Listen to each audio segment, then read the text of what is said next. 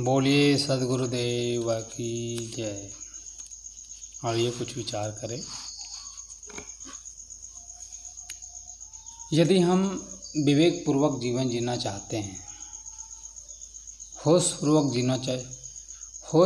जीवन जीना चाहते हैं, तो हर पल, हर समय, रात दिन, सुबह शाम, हर पल होश में जीना पड़ेगा।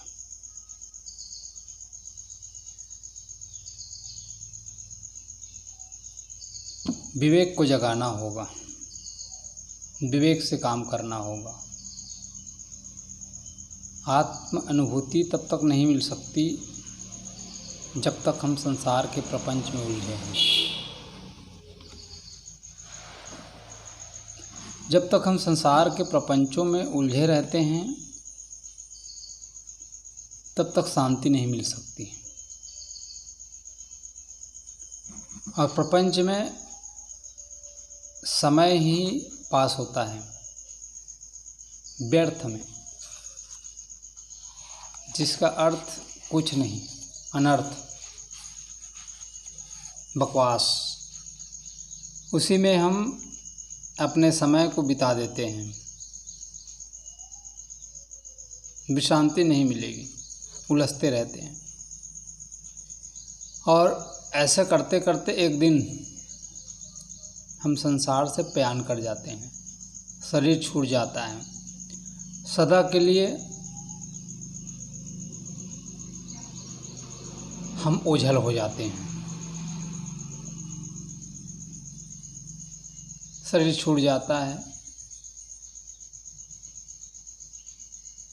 इसलिए प्राणी पदार्थों का मोह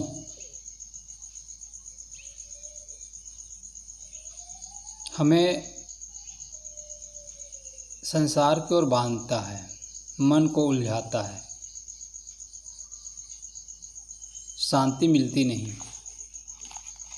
हमारा पूरा दिलो दिमाग बाहर की ओर हो जाता है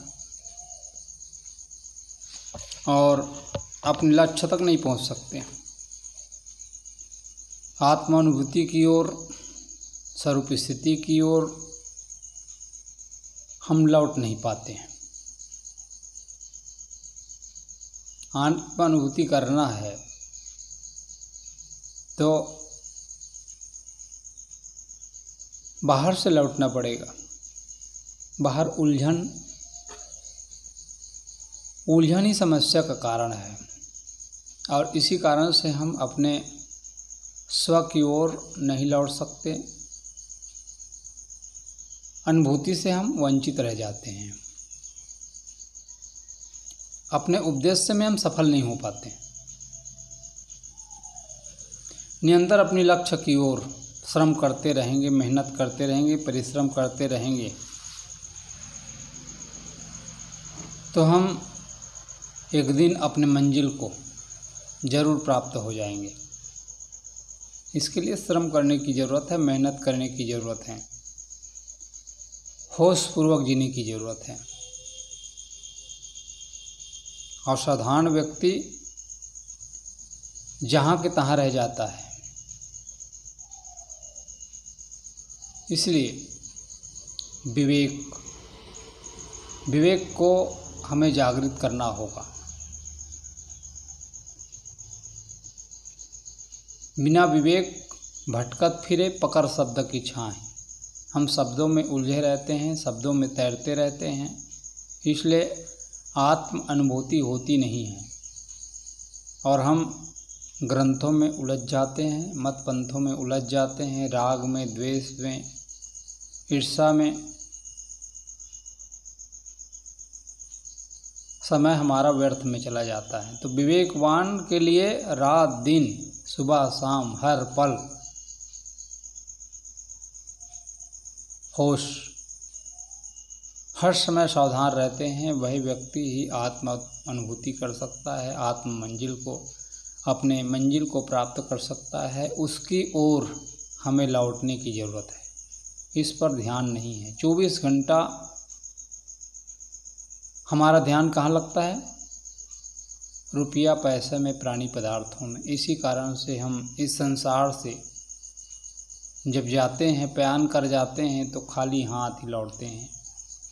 अंत में, जीवन के अंत में केवल पछतावा ही हाथ आता है और हाथ मल के हम इस दुनिया से चले जाते हैं। इसलिए हम आप सबको चाहिए कि हम इस जीवन को, ये अमूल्य जीवन है, इस अमूल्य जीवन को हर समय हर पल विचारपूर्वक जीना है, शांति से जीना है। यही सब काम हम आप सबको करने की ज़रूरत है। बोलिए सद्गुरुदेव की जय।